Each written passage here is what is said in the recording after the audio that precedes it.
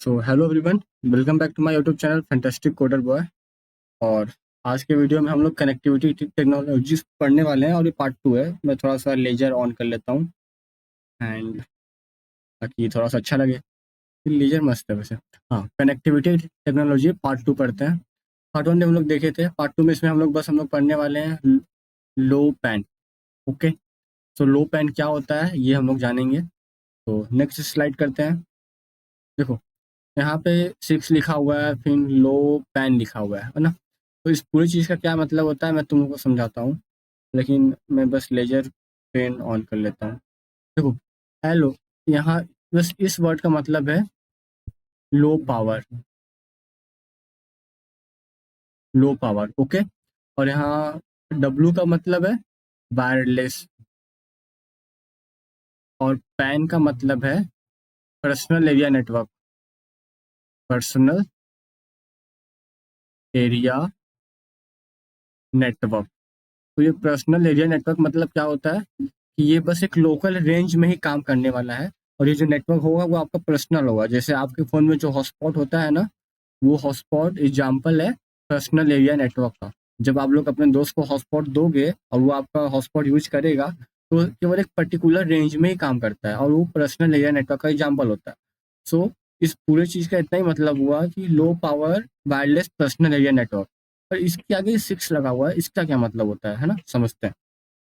तो देखो, जो लो पैन होता है ना गाइस, लो पैन ये उन डिवाइसेस के लिए होता है जिसमें पावर बहुत कम चाहिए होता है। जैसे कि देखो, हमारे फ़ोन का बैटरी का पावर ज़्यादा होता है, मतलब ठीक ठाक होता है। लेकिन जो फ़ोन में सेंसर लगे होते हैं, जो फ़ोन में सेंसर लगे होते हैं या फिर अलग से कोई सेंसर होंगे, उनको जो पावर चाहिए होता है वो बहुत कम पावर चाहिए होता है, वो ज़्यादा पावर पे वर्क नहीं करते। तो दुनिया में ऐसे बहुत डिवाइसेस हैं जो बहुत ही कम पावर पे वर्क करते हैं। ज़्यादा पावर देंगे तो वो बोल सकते हैं उनका फ्लेक्सिबिलिटी अच्छा नहीं रहता है, बहुत कम पावर पे ही वर्क करते हैं।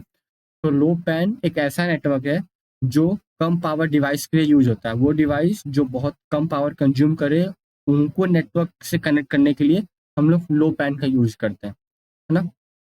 और लो पैन आईपी वर्जन 6 को फॉलो करता है। आईपी वर्जन 6 को क्यों फॉलो करता है? देखो, इसमें जो आईपी एड्रेस एलोकेट होता है ना, वो IPv6 होता है। IPv4 क्यों नहीं होता, पहले ये समझते हैं। IPv4 64 बिट का एड्रेस एलोकेट होगा, है ना। 64 बिट का एड्रेस एलोकेट होगा, जबकि IPv6 जो एलोकेट होगा वो 128 बिट का होगा। इसका मतलब कि ये 2 raised to power 128, मतलब बहुत ज़्यादा ट्रिलियंस में जाएंगे, मतलब बहुत ज़्यादा ह्यूज नंबर है ये। तो अगर ह्यूज नंबर है तो इसमें बहुत ज़्यादा डिवाइसेस कनेक्ट हो पाएंगे, जबकि 64 बिट में 2 raised to power 64 बिट में बहुत कम डिवाइसेस कनेक्ट हो पाएंगे। और बहुत सेंसर तो बहुत ज़्यादा होते हैं, बहुत ज़्यादा काइंड्स ऑफ सेंसर होते हैं। और ऐसे बहुत डिवाइसेस हैं दुनिया में जिनको बहुत कम पावर की ज़रूरत होती है काम करने के लिए, इसीलिए IPv6 का यूज करते हैं। ओवरऑल मतलब समझ गए तुम सब। नेक्स्ट स्लाइड पे जाते हैं। हाँ देखो, low power wireless personal area network over IP version 6, है ना। ये IP वर्जन 6 वर्क करता है। और ये LOW पैन क्या होता है मैंने बता दिया। ये एक नेटवर्क होता है उन डिवाइसेस के लिए जिसको बहुत कम पावर की आवश्यकता होती है ना। Smallest devices which limited processing ability to transmit information wirelessly, है ना। सेम चीज़ जो मैंने बोला। Allows low power device to connect to internet, ये चीज़ भी मैंने बताया। और ये created by internet engineering task force IETF के द्वारा ये बनाया गया था। सो क्लियर है कि लो लो पैन क्या होता है? कोई डाउट? हाँ, डिटेल में पढ़ने वाले हैं। सो स्लोली स्लोली मूव करते हैं, कॉन्सेप्ट को गहराई से समझते हैं, है ना। एंड देखो, यहाँ पे 6 लगा हुआ है क्योंकि ये IPv6 वर्जन को फॉलो करता है। इसका मतलब IPv6 एड्रेस एलोकेट करता है ना। IPv6 एड्रेस एलोकेट करता है क्योंकि आज के टाइम में बहुत ज़्यादा नंबर ऑफ डिवाइसेस इंक्रीज हो गए हैं। तो लोग IPv4 से IPv6 पे शिफ्ट हो गए हैं, इसीलिए ये जो लो पैन है वो भी IPv6 पे ही वर्क करता है ना, इसीलिए यहाँ पे 6 है। तब देखो, लो पैन जो नेटवर्क है, ओके, ये कुछ डिवाइसेस के लिए होती हैं। और वो जो डिवाइसेस वर्क करते हैं वो IEEE 802.15.4 के रूल के हिसाब से वर्क करती हैं। अब इस चीज़ को थोड़ा सा गहराई से समझते हैं ताकि आपको कन्फ्यूजन ना हो, है ना? तो ये चीज़ मतलब इसका मतलब पहले ये IEEE क्या है? क्या है IEEE? देखो, institute of electrical electronic engineering, है ना? Institute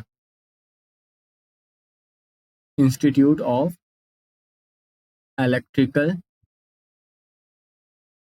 and electronic engineering. तो बस ऐसे समझ लो कि ये एक ऑर्गेनाइजेशन है। IEEE एक ऑर्गेनाइजेशन है जो स्टैंड करता है institute of electrical and electronic engineering. ये ऐसा ऑर्गेनाइजेशन है जो सभी डिवाइसेस को एक रूल देती हैं, एक सेट ऑफ रूल दे देती हैं ताकि ये सभी डिवाइसेस इस पे ही काम करें। जैसे कि अगर मैं लेजर ऑन कर लेता हूँ, ऐसे समझो ना कि ब्लूटूथ होता है ना? ब्लूटूथ होता है ना, जिगबी होता है, जिगबी होता है, वाईफाई होता है, राउटर होते हैं, ऐसे बहुत सी चीज़ होता है ना। तो ये जो सभी डिवाइसेस है ना, इनके लिए कुछ ना कुछ सेट ऑफ रूल होते हैं जो IEEE देता है। IEEE इस रूल को देता है। और ये जो नंबर है ना, ये नंबर हर एक डिवाइस के लिए ये नंबर वेरी करता है। ब्लूटूथ के लिए नंबर कुछ और होगा, वाईफाई के लिए ये नंबर कुछ और होते हैं, और लो पैन के लिए ये नंबर आप लोग देख पा रहे होंगे 802.15.4 है। तो ये कुछ सेट ऑफ रूल्स हैं, उन सेट ऑफ रूल्स को समझते हैं। और ये जो सेट ऑफ रूल है वो लो पैन के लिए सेट ऑफ रूल्स है। और वो रूल क्या है, ये नीचे जो रूल्स है ना, वो यही सेट ऑफ रूल्स है। पहला सेट ऑफ रूल्स ये कहता है कि डिवाइस में बहुत कम पावर की आवश्यकता होती है ना? पहला रूल ये कहता है लो पैन के लिए। और दूसरा रूल ये कहता है कि header compression and address translation technique use करते हैं IEEE में। IEEE में ये रूल लिखा हुआ है कि हमें हेडर को कंप्रेस करना होता है और एड्रेस को ट्रांसलेशन करना होता है। ये टेक्निक हम लोग यूज करते हैं ताकि जो डेटा जो एड्रेस होगा, एड्रेस हम लोग का कितना 128 बिट का होता है ना, 128 बिट का, इसको 64 बिट में कन्वर्ट कर देते हैं, या फिर बोल दो और कम बिट में शॉर्ट कर देते हैं। कोई भी एड्रेस होगा जो 128 बिट ले रहा है, तो मतलब वो बहुत ज़्यादा पावर लेगा ना, और ये डेटा थोड़ा सा बड़ा हो गया ना, तो इसीलिए इसको शॉर्ट करते हैं, कम कर देते हैं बाय यूजिंग सम टेक्निक। कुछ भी XYZ टेक्निक यूज करते हैं और जो एड्रेस होता है उसको शॉर्ट कर देते हैं। हेक्साडेसिमल एड्रेस जानते हो ना भाई? A B 2 3, फिर उसके बाद सेमी कॉलन, फिर 4 6 B 5, ऐसा कुछ हेक्साडेसिमल एड्रेस होते हैं। ओके, तो ये शायद PPT में हो गया। तो हेक्साडेसिमल एड्रेस कुछ होते हैं, तो उन हेक्साडेसिमल एड्रेस को सॉर्ट करने का काम होता है। और वो सॉर्ट करने का रूल इस बुक में लिखा हुआ है। ऐसा समझ लो ये एक सेट ऑफ रूल है जिसको जो फॉलो कर हर एक डिवाइस को फॉलो करना ही पड़ता है ना? तो हेडर कंप्रेशन, मेरे ख्याल से मुझे फिर से क्या करना चाहिए, पहले इरेज करते हैं, erase all ink on slide. Okay, अब इसके बाद वापस से पेन लेते हैं। तो ऐसे समझते हैं हेडर कंप्रेशन वर्ड मतलब, पहले समझते हैं हेडर कंप्रेशन मतलब क्या होता है। देखो, मैंने बोला कि हाँ भाई, हम लोग का जो डिवाइस है वो एक IP एड्रेस पे काम करता है जो वर्जन 6 है, और ये लो पैन के लिए मैं बता रहा हूँ। अब ये जो IP वर्जन 6 है, इसमें IP एड्रेस में IP क्या है, IP बोल दो एक ऐसा फाइल होता है जिसमें आपका destination address, source address, data, सब कुछ होता है। तो अगर मान लो कि मुझे अपने फ्रेंड के घर जाना है, लेकिन अगर मुझे उसका एड्रेस नहीं पता होगा तो मैं कैसे जा पाऊंगा? उसी प्रकार से अगर IP एड्रेस ना हो तो कोई भी डेटा कहीं रिसीव ही नहीं हो पाएगा, क्योंकि IP एड्रेस में डेस्टिनेशन एड्रेस होता है डिवाइस का, कि इस डिवाइस में डेटा को सेंड करना है। फिर आया IP एड्रेस क्या होता है। तो अब देखो, जो इसमें डेस्टिनेशन एड्रेस होता है, सोर्स एड्रेस होता है IP में, उसको कंप्रेस करते हैं, छोटा बनाते हैं ताकि वो लो पैन के लिए कम पावर कंज्यूम करे, और उसको छोटा बनाने के बाद सेंड कर देते हैं। तो हेडर कंप्रेशन मतलब यही होता है। हेडर में क्या होते हैं, डेस्टिनेशन एड्रेस होता है और सोर्स एड्रेस होता है जिसको हम लोग शॉर्ट करते हैं। तो ये लाइन वही बोल रहा है कि IEEE में लिखा गया हुआ है कि हम लोग को एड्रेस को शॉर्ट करना होता है। अब देखो, IPv6 package compress and reform to fit the IEEE। अब देखो, IEEE रूल में ये भी लिखा गया हुआ है ना कि जो डेटा इस IP एड्रेस में होगा, जो डेटा होता है, उन डेटा को हम लोग प्रॉपर पहले ब्रेक करते हैं। इन डेटा को ब्रेक करेंगे एक प्रॉपर मैनर में, फिर उसको ऑर्गेनाइज करेंगे, और ऑर्गेनाइज करेंगे, और जो अननेसेसरी डेटा होगा उन सभी को रिमूव कर देंगे, डिलीट कर देंगे, ताकि मेमोरी कम लगे, डेटा एक्यूरेट हो और ऑर्गेनाइज हो, ताकि बहुत कम पावर ले डेटा को सेंड करने में। तो डिवाइस बहुत कम पावर कंज्यूम करे डेटा को सेंड करने के लिए। समझ गया? तो इस लाइन का ये मतलब हुआ। एंड ये चीज़ आईओटी में, स्मार्ट ग्रिड में, M2M machine to machine application में यूज हो रहा है।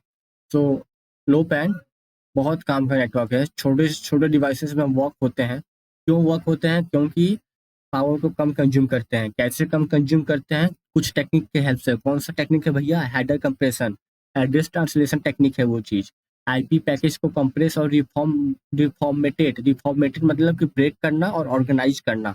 पैकेट को कंप्रेस करना मतलब डेटा को रिड्यूस करना, समझे? सॉर्ट करना। सो आईपी एड्रेस में जो भी डेटा होते हैं उन सभी डेटा को रिड्यूस करना, ब्रेक करके ऑर्गेनाइज करना और वापस से सेंड करना, ये सभी लो पैन डिवाइसेस के लिए ही होते हैं। लो पैन डिवाइसेस में ऐसे ही डेटा को सेंड किया जाता है, क्योंकि ये सेट ऑफ रूल्स में लिखा गया हुआ है। समझ गए? वीडियो लेंदी हो रहा है क्या? मुझे थोड़ा सा फील दिलाने में टाइम लग जा रहा है तुम लोग को। अब देखो, लो पैन में हम लोग एड्रेसिंग समझते हैं। लो पैन में जो एड्रेसिंग होते हैं ना, वो 64 बिट का एड्रेस होता है और 16 बिट का एड्रेस होता है। भैया आपने बोला था कि ये IPv6 होता है। हाँ, ठीक बोला था। और IPv6 में 128 बिट का एड्रेस होता है। सही बात है भाई, 128 बिट का एड्रेस होता है। तो फिर वापस से 64 बिट और 16 बिट का एड्रेस कहाँ से आ गया? ठीक है, अब देखो, जो 128 बिट का एड्रेस होता है ना, उस एड्रेस को हम लोग शॉर्ट करते हैं, वो 64 बिट में कन्वर्ट हो जाए ताकि पावर कम कंज्यूम हो। और 64 बिट कब होता है? जब हम लोग को डेटा ग्लोबली सेंड करना होता है, मतलब इंटरनेट पे। अब देखो, ऐसे समझो, ये डिवाइस है, ये डिवाइस है वन। ये जो डिवाइस वन है ना, वो लो पैन पे काम कर रहा है। इसका मतलब ये बस लोकली ही काम कर पाएगा, मतलब कुछ लिमिटेड रेंज में ही डिवाइस वर्क कर पाएगा।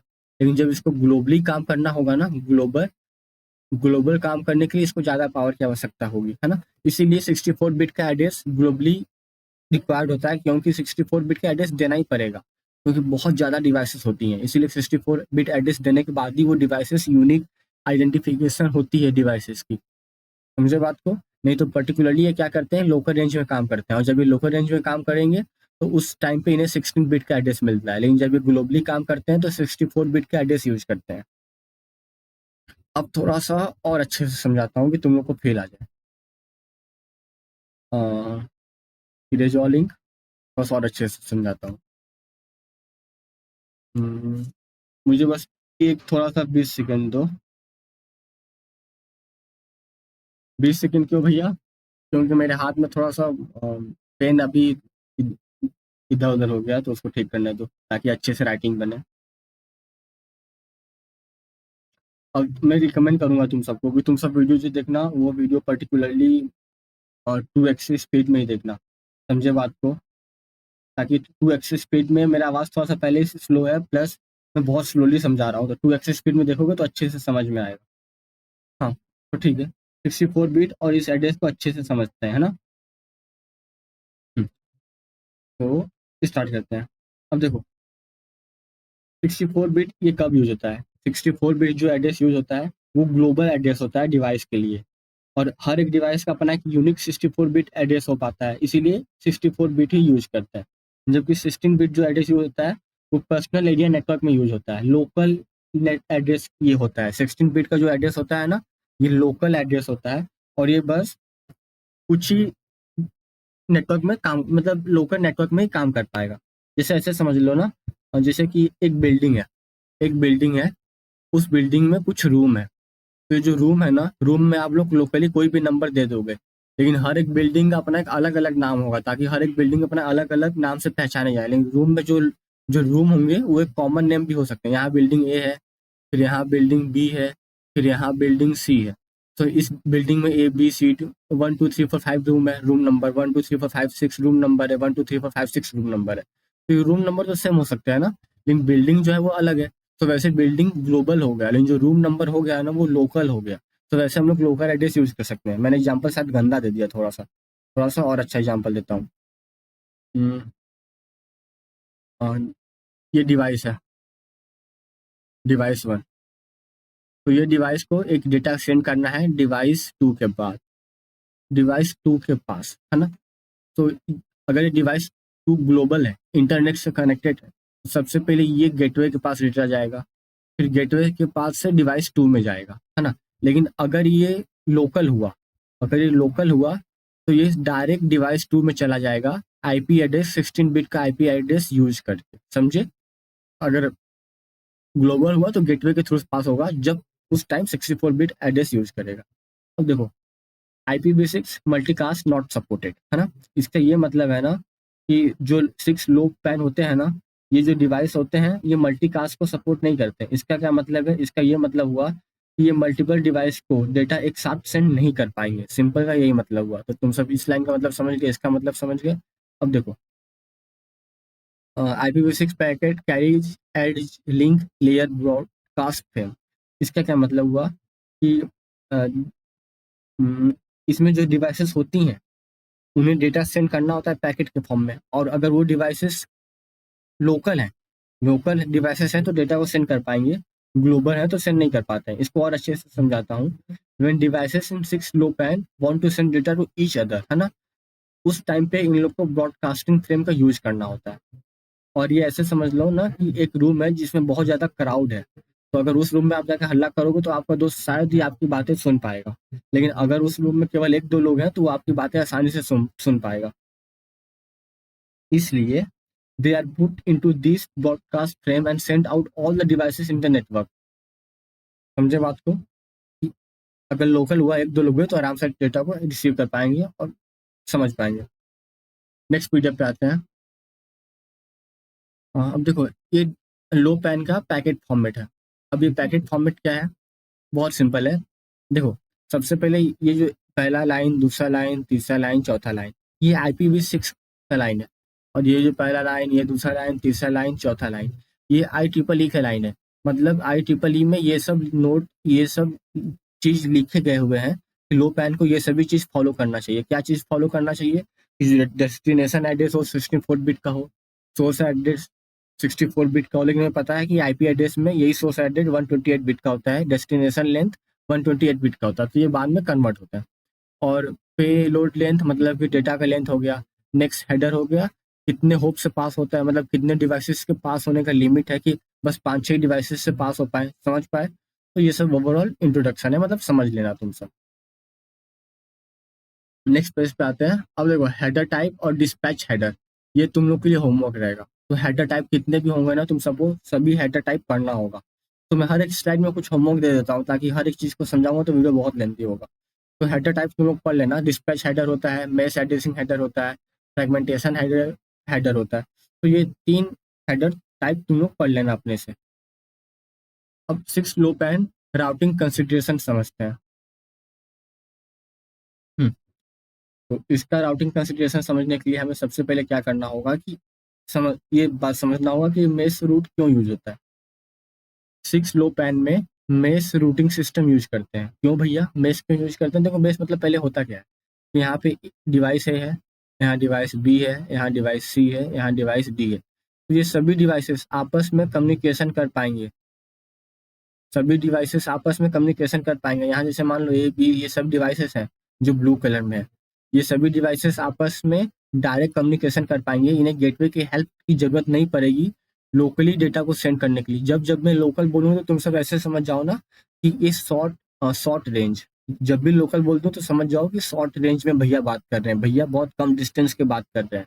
और जब भी लॉन्ग रेंज बोल दूँ या ग्लोबल बोल दूं तो भैया बहुत ज्यादा डिस्टेंस की बात कर रहे हैं, एक शहर से दूसरे शहर तक की बात कर रहे हैं। लेकिन जब भैया लोकल बोल रहे हैं तो एक बिल्डिंग की बात कर रहे हैं। तो ऐसे समझा करो, ओके। तो देखो, लोकल में ये लोग मेस का मेस रूट सिस्टम को यूज करते हैं। मेस रूट सिस्टम क्या हेल्प कर देता है कि डेटा को बिना किसी इंटरमीडिएट के हेल्प से डायरेक्ट सेंड करने में हेल्प कर देता है, जिससे पावर सब कम कंज्यूम होता है। तो इसीलिए मेश रूटिंग सिस्टम यूज होता है। इसमें कोई भी सेंट्रलाइज पॉइंट नहीं होता है मेश रूट सिस्टम में, है ना। अब उसके बाद routing between IPv6 and pan domain. अब एक ग्लोबल में और पैन में, पर्सनल एरिया नेटवर्क में जो रूटिंग होता है वो कैसे होता है, वो गेटवे के हेल्प से होता है। अगर ये मेरा पूरा सिस्टम जो है, पहले इसको मुझे क्लियर कर देने दो, इरेज ऑलिंग। ये जो मेरा पूरा सिस्टम है, ये पूरा सिस्टम मेरा लोकल है, और ये जो पूरा सिस्टम है अगर IPv6 डोमेन को गेटवे को इंक्लूड कर लिए और बाहर का एआईपी इंक्लूड कर लिए तो ये मेरा पूरा ग्लोबल हो गया, ये पूरा मेरा ग्लोबल हो गया। तो लोकल में डेटा सेंड करने के लिए तो हम लोग आराम से पर्सनल एरिया नेटवर्क में क्या होगा, मेस रूट यूज कर सकते हैं। लेकिन जब ग्लोबल में सेंड करना होगा ना, तो हमें क्या करना होगा कि IPv6 का यूज करना होगा। पर्सनल एरिया डोमेन से IPv6 डोमेन का हेल्प लेना पड़ेगा। तो IPv6 प्रोटोकॉल यूज करके, ये एड्रेस प्रोटोकॉल यूज करके हम लोग डेटा को स्मूथली सेंड कर पाएंगे, मतलब सेंड कर पाएंगे। अब कौन सा प्रोटोकॉल यूज करते हैं, लोड एनजी प्रोटोकॉल यूज करते हैं, RPL प्रोटोकॉल यूज करते हैं। मैं क्या तुम लोग को समझा रहा हूँ कि लो पैन में जब भी हम लोग को डेटा को सेंड करना होगा ना, तो डेटा को सेंड करने के लिए हम लोग दो रूटिंग प्रोटोकॉल को यूज करते हैं, जो लोड एनजी हो गया, RPL हो गया। तो रूटिंग प्रोटोकॉल मतलब क्या होता है कि वो कौन सा रूट होगा, कौन सा रास्ता होगा जिससे हम लोग डेटा को एफिशिएंटली भेज सकते हैं, accurately, efficiently, without any disturbance data को एक डिवाइस से दूसरे डिवाइस भेज पाए, उसको रूटिंग प्रोटोकॉल कहते हैं। रूटिंग मतलब क्या, रूट मतलब क्या, रास्ता। वो कौन सा रास्ता है, वो कौन सा वे है जिससे डेटा आसानी से दूसरे डिवाइस तक पहुंच जाए। और हम लोग बात कर रहे हैं अभी ग्लोबल का, और ग्लोबल में हम लोग लोड एनजी और RPL, ये दो रूटिंग सिस्टम हम लोग यूज करते हैं, समझे। ओके, तो अब लोड एनजी एंड RPL को नेक्स्ट स्लाइड पे समझते हैं। हाँ, डिवाइस कम्युनिकेट करता है लोड एनजी और रूटिंग के हेल्प से। तो अ, ये पहला पीडीएफ होगा, दूसरा पीडीएफ होगा। ओके, तो देखो, लोड एनजी रूटिंग को मैं तुम लोग को बहुत सिंपल, इतना सिंपल समझाऊंगा ना कि पूरे यूट्यूब पे कहीं नहीं मिलने वाला है। रेडी हो? तो देखो, मैं एग्जांपल लेने वाला हूँ। सोचने दो, एग्जांपल बहुत अच्छा एग्जांपल सोचने दो मुझे। हाँ, मैं एक सिंपल एग्जांपल लेता हूँ कि यहाँ डिवाइस 1 है, ये डिवाइस 1 है और ये डिवाइस 2 है। बस तुम लोग मेरा कहानी सुनो, है ना। अभी भूल जाओ लोड एनजी रूटिंग क्या होता है, ये कौन सा रास्ता होता है, कैसा तरीका होता है जो लो लो पैन यूज करता है, भूल जाओ। बस मेरा कहानी सुनो। कहानी ये है कि एक डिवाइस 1 है, दूसरा डिवाइस 2 है, और बीच में एक हम लोग का राउटर है। ओके, बीच में एक हम लोग का राउटर है। तो ये कहानी है। अब क्या कहानी में क्या है कि डिवाइस 1 को मैसेज सेंड करना है डिवाइस 2 के पास, डिवाइस 1 को मैसेज सेंड करना है डिवाइस 2 के पास।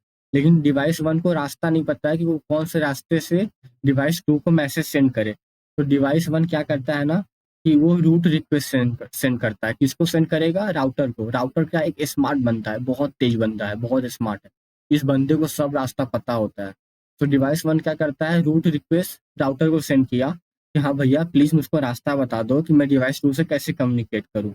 तो राउटर क्या करेगा, राउटर वापस से अ, वो राउटर रिसीव, मतलब राउटर रिसीव मैसेज सेंड करता है। और राउटर रिसीव मैसेज में क्या मतलब, इसको बोल दो राउटर रिप्लाई होता है। राउटर क्या करेगा कि राउटर रिप्लाई सेंड करेगा। उस रिप्लाई में क्या होगा कि हाँ भैया मुझे रास्ता पता है, आप मुझे डेटा सेंड करो, मैं उस डेटा को डिवाइस 2 के पास सेंड कर देता हूँ। तो राउटर रिप्लाई करता है। तो सबसे पहले डिवाइस 1 ने क्या किया कि रूट रिक्वेस्ट भेजा, फिर राउटर ने क्या किया कि राउटर ने रिप्लाई दिया, राउटर रिप्लाई भेजा कि हाँ मुझे रास्ता पता है, आप मुझे डेटा दो, मैं डेटा को डिवाइस 2 के पास भेज देता हूँ। तो डिवाइस 1 डेटा राउटर को देता है, राउटर डेटा को डिवाइस 2 के पास भेज देता है। और राउटर को रास्ता पता है डिवाइस 2 के पास डेटा भेजने के लिए जो सबसे एफिशिएंट रास्ता है। सो डेटा 1 मतलब डिवाइस 1 डिवाइस 2 से कम्युनिकेशन कर पाया ना।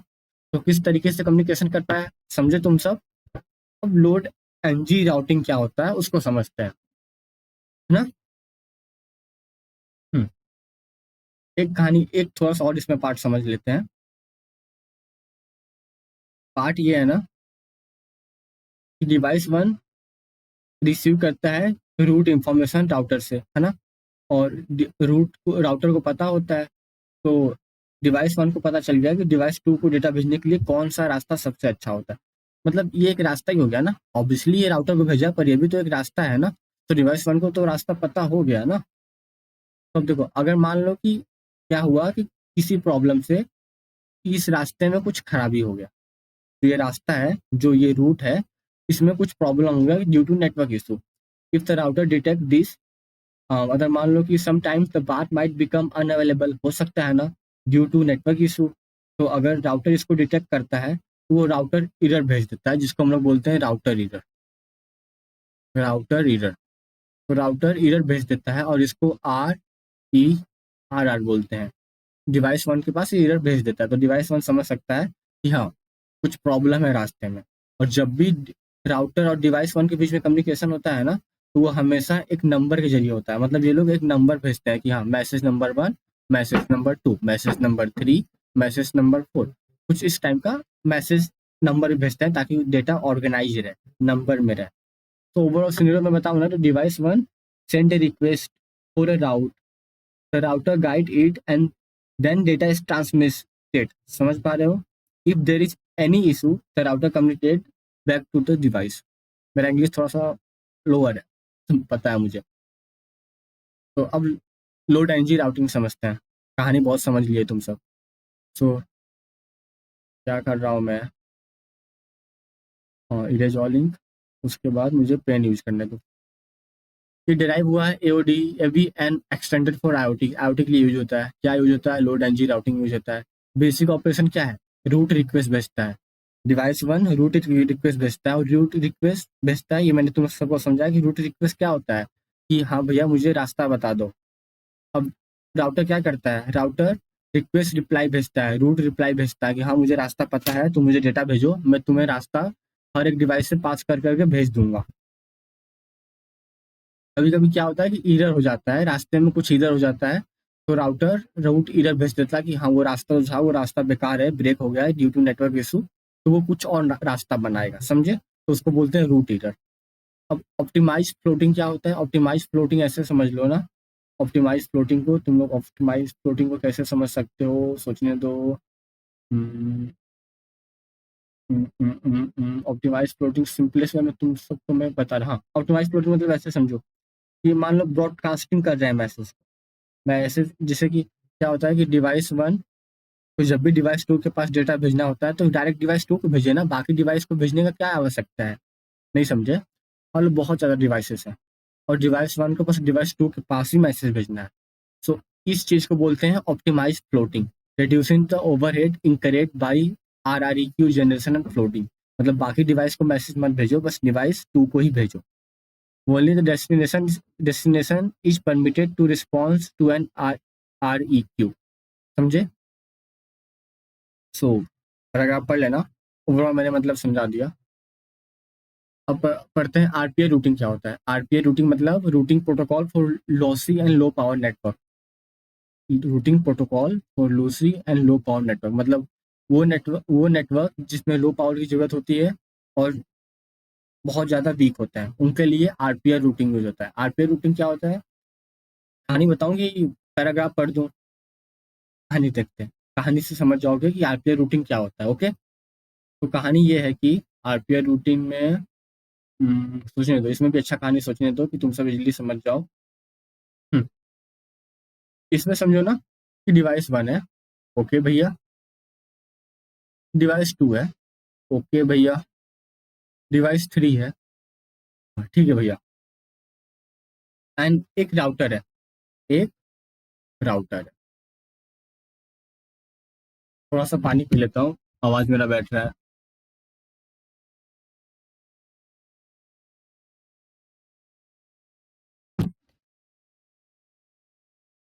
ओके। आवाज ज्यादा बैठ रहा था, ठीक है। डिवाइस वन है, डिवाइस टू है, डिवाइस थ्री है, एक राउटर है। तो आरपीआई रूटिंग में क्या होता है ना कि रूटिंग प्रोटोकॉल, कौन सा रूटिंग प्रोटोकॉल यूज होता है कि हर एक डिवाइस सिग्नल भेजते रहता है। हर एक डिवाइस, ये भी डिवाइस सिग्नल जनरेट कर रहा है, ये भी डिवाइस सिग्नल जनरेट कर रहा है, ये भी डिवाइस सिग्नल जनरेट कर रहा है, और ये सब एक दूसरे के सिग्नल को डिटेक्ट कर पा रहे हैं। डिटेक्ट करके ये समझ पा रहे हैं कि कौन सा डिवाइस एक्टिव है, कौन सा डिवाइस एक्टिव नहीं है। अब ऐसा समझो ना कि डिवाइस वन जो है ना वो सिग्नल भेज रहा है, लेकिन डिवाइस टू जो है वो सिग्नल डिटेक्ट नहीं कर पाया। अगर डिवाइस टू सिग्नल नहीं डिटेक्ट कर पा रहा है तो डिवाइस टू क्या करेगा कि ये मान लो कि हर एक एक मिनट में ये लोग सिग्नल भेज रहे हैं और डिटेक्ट कर रहे हैं, लेकिन एक टाइम ऐसा आया कि डिवाइस वन का सिग्नल डिवाइस टू डिटेक्ट नहीं कर पाया, तो इसका जो फ्रिक्वेंटली है ना, मतलब एक एक मिनट को ये लोग 10 सेकेंड पे रिड्यूस कर देंगे। तो डिवाइस टू 10 सेकेंड सेट हो गया कि अब मुझे 10 सेकेंड में चेक करना है कि क्या डिवाइस वन डेटा सिग्नल भेज रहा है कि नहीं भेज रहा है। ओके, तो ऐसे ही सब डिवाइसेस करते हैं जिसके हेल्प से इन्हें रास्ता पता होता है, जिसके हेल्प से इन्हें रास्ता पता होता है। तो इन्हें प्रॉपर रास्ता पता होता है, पाथ पता होता है।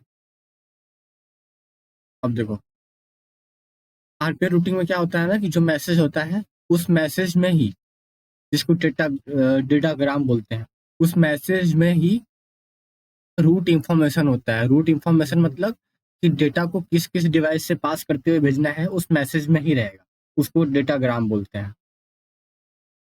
Device 1 want to send a message to device 3, assume करो ऐसा कोई बात है ना, इंक्लूडिंग मतलब include routing information in message itself, है ना।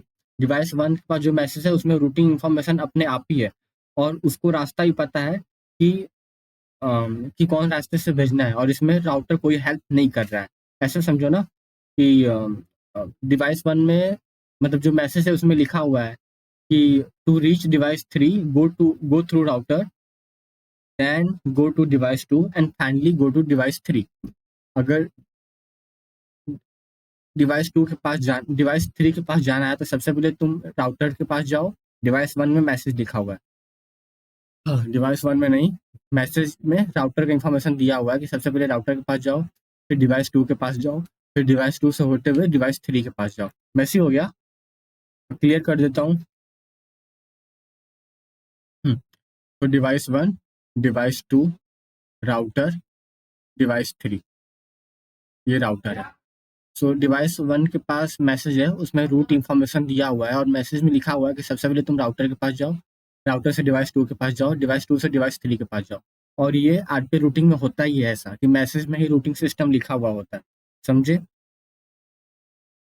अब क्या है, क्या चीज़ है, मेंटेन रूटिंग टोपोलॉजी यूजिंग लो रेट बेकोनिंग। बेकोनिंग मतलब क्या है कि सिग्नल सेंड करना, सिग्नल सेंड करके ये लोग आपस में डिवाइस को चेक कर पाते हैं कौन सा डिवाइस एक्टिव है, कौन सा डिवाइस एक्टिव नहीं है, और उन डिवाइसेस का ये लोग रूट का इंफॉर्मेशन कलेक्ट करते रहते हैं, और सबसे बेस्ट रूट इनके पास रहता है। Routing information included in datagram, datagram मतलब मैसेज में ही रूटिंग इंफॉर्मेशन होता है। प्रोएक्टिव मतलब क्या होता है, प्रोएक्टिव मतलब प्रोएक्टिव और प्रोएक्टिव और रीएक्टिव, इन दोनों का मतलब समझते हैं। तो इसका मतलब ऐसे समझो ना कि the router regularly update the network about the best part two reach each device, इसको हम लोग बोलते हैं प्रोएक्टिव। बात को समझे, राउटर अपने आप को हमेशा अपडेट करते रहेगा, बेस्ट पाथ को हमेशा यूज करेगा, हमेशा यूज बेस्ट पाथ को करेगा अपडेट करके, समझे, उसको बोलते हैं प्रोएक्टिव। और रिएक्टिव क्या होता है, in reactive if a device suddenly goes offline और connection break, like if device 2 signal become weak, router react by finding an alternate path to reach at device 3, इसको बोलते हैं रिएक्टिव, समझे। अगर डिवाइस 2 के पास मान लो कनेक्शन ब्रेक हो गया तो राउटर कोई अल्टरनेट पाथ ढूंढेगा जो डिवाइस 3 से कम्युनिकेशन कर पाए। इसके हेल्प से कम्युनिकेशन ऑप्टिमाइज हो पाता है, सबको सबका फंक्शन पता होता है कि राउटर को क्या करना है, राउटर को बस क्या करना है, रूट इंफॉर्मेशन ही रखना है, मतलब कि बेस रूट इंफॉर्मेशन रखना है। डिवाइस को क्या करना है, केवल मैसेज सेंड करना है। तो सबको अपना अपना काम पता है, जिसके वजह से डेटा आसानी से सेंड हो पाता है। तो यहाँ समझते हैं। अब आरपीएल सपोर्ट मैसेज कॉन्फिडेंस मतलब सिक्योरिटी भी ये लोग मेंटेन करते हैं, सिक्योरिटी भी मेंटेन करते हैं। RPL separate packet processing and forwarding from the routing optimization objective which help in low power loosely network, मतलब डेटा को अलग रखेंगे, डेटा को अलग रखेंगे और रूट इंफॉर्मेशन को अलग रखेंगे। रूट इंफॉर्मेशन मैसेज में होता है और ये राउटर को पता होता है कि सबसे बेस्ट रूट इंफॉर्मेशन क्या है, और ये डेटा हो गया। Routing optimization objective include minimizing energy, minimizing latency और सेटिस्फाइंग कॉन्स्टेंट। हाँ, तो ये 3 वर्ड है और ये तीनों वर्ड बहुत सिंपल है, और ये कुछ लाइन पढ़ लेना बस, ओके। और उसके बाद हम लोग पढ़ते हैं आरएफआईडी क्या होता है। आरएफआईडी मतलब कि रेडियो फ्रीक्वेंसी आइडेंटिफिकेशन, ये एक टैग होता है। आरएफआईडी एक टैग होता है, देखो, data digitally encoded in RFID tag which can be read by reader. अब आरएफआईडी में क्या होता है ना कि एक डिवाइस होता है जिस जो बार कोड को रीड करता है, तो ऐसे ही समझ लो कि बार कोड की जगह पे अभी की टेक्नोलॉजी पे आरएफआईडी यूज होता है, आरएफआईडी टैग यूज होता है। टैग क्या रहता है ना, टैग में सब इन्फॉर्मेशन रहते हैं, जैसे टैग को स्कैन किया जाएगा सभी इन्फॉर्मेशन डिस्प्ले हो जाएंगे, जो भी इन्फॉर्मेशन डेटाबेस में होते होंगे वो सब इन्फॉर्मेशन ऑटोमेटिक डिस्प्ले हो जाते हैं। तो वो सभी टैग में अपडेट करते रहते हैं डेटाबेस में, और टैग के हेल्प से सब इन्फॉर्मेशन डिस्प्ले हो जाता है। आरएफआईडी का फीचर पढ़ते हैं। आरएफआईडी का ये फीचर हो सकता है ना कि देखो, जो टैग होता है ना, उस टैग में डेटा होता है, और वो जो डेटा टैग में होता है, इसका मतलब डेटाबेस में ही, डेटाबेस में इंफॉर्मेशन होते हैं, और स्कैन करने के बाद आप डायरेक्ट उस डेटाबेस को हैंडल कर पाते हो, देख पाते हो, समझे। और वो टैग जो होता है ना, टैग एक बोलते हैं प्लास्टिक है ना, एक प्लास्टिक है जिसपे कुछ मतलब आगे हम लोग देखेंगे कि टैग होता कैसे है। एक प्लास्टिक है जिसपे बैटरी है, जिसपे मैग्नेट है, जिसपे कवर है, ताकि पानी से, इन्वायरमेंटल कंडीशन से बचा रहे। तो आरएफआईडी में जैसे मान लो एक दो कोई नंबर हो गया, कोई नंबर हो गया आरएफआईडी में, जैसे इस नंबर को हम लोग स्कैन कर रहे हैं, तो एक प्रॉपर डेटाबेस को हम लोग देख पा रहे होंगे, जिस डेटाबेस में इंफॉर्मेशन होते होंगे हमारे लिए। आज के टाइम पे ना, मान लो कि कोई पेशेंट है, वो पेशेंट हॉस्पिटल में है ना, और उस पेशेंट के बेड पे टैग लगा देते हैं कि इस पेशेंट को क्या बीमारी है। जैसे कि इमरजेंसी नीड हो, तो डॉक्टर आए तो तुरंत इस टैग को स्कैन कर ले। स्कैन करने के बाद तुरंत पता चल जाएगा कि हाँ भाई, इस पेशेंट को ये बीमारी थी, तो वो पहचान पाएगा कि ये पेशेंट का हालत अभी कैसा है। समझे बात को। तो जो टैग होते हैं वो एक्टिव टैग होते हैं, पैसिव टैग होते हैं। एक्टिव टैग में बैटरी यूज होता है, पैसिव टैग में बैटरी टैग के साथ बैटरी अटैच नहीं होता है, बैटरी अलग से अटैच होता है। समझे। तो एक्टिव टैग क्या होता है, जिसमें बैटरी हो। पैसिव टैग और पैसिव क्या होता है, जिसमें बैटरी नहीं हो। Passive tag are most widely use, सच बात है। नेक्स्ट स्लाइड पे आते हैं। Working principle. वर्किंग प्रिंसिपल समझने के लिए हमें डायग्राम समझना होगा, और वर्किंग प्रिंसिपल हमारे आईओटी में नहीं होता है, तो मैं नहीं बताने वाला हूँ। तुम सब देख लेना एक बार वर्किंग प्रिंसिपल क्या होता है। ओके। एप्लीकेशन समझते हैं। Inventory management, access tracking, personal tracking, control access, ID tagging, supply chain management, counter prevention, ऐसे बहुत एप्लीकेशन होते हैं, है ना। अब जैसे कि एग्जांपल में ले लो डॉक्टर, जो मैंने अभी पेशेंट का एग्जांपल दिया था, पेशेंट का एग्जांपल, पेशेंट के बेड पे तुम टैग लगा दो। टैग लगाने के बाद तुम सभी डेटा को देख पाओगे इमीडिएटली कि पेशेंट को क्या बीमारी है, क्या प्रोटीन, क्या मेडिसिन चाहिए होगा, कैसा उसका ट्रीट किया जाए। अगर मान लो कि कोई इंडस्ट्री है, तो इंडस्ट्री में तुम आइटम के ऊपर टैग लगा दो कि हाँ, ये सभी इतने नंबर ऑफ आइटम है, ऐसे ऐसे आइटम बने हुए हैं, तो जो भी तुम लोग कहीं भी जाओगे तो तुम लोग टैग का यूज कर पाओगे, है ना। और ये टैग बहुत कन्वीनियंट भी होता है। तो ये सब अलग अलग एप्लीकेशन है। पर्सनल ट्रैकिंग में भी होता है, एसेट ट्रैकिंग में भी होता है, मतलब कि कौन सा आपका आइटम है, कहाँ पे रखा हुआ है, आइटम कम है, ज़्यादा है, बहुत कुछ होता है भाई। सप्लाई चेन मैनेजमेंट तो समझ पा रहे होगे। तो मेरे ख्याल से वीडियो को यहीं पे एंड करते हैं। मिलते हैं अगली वीडियो में, तब तक take care and bye bye.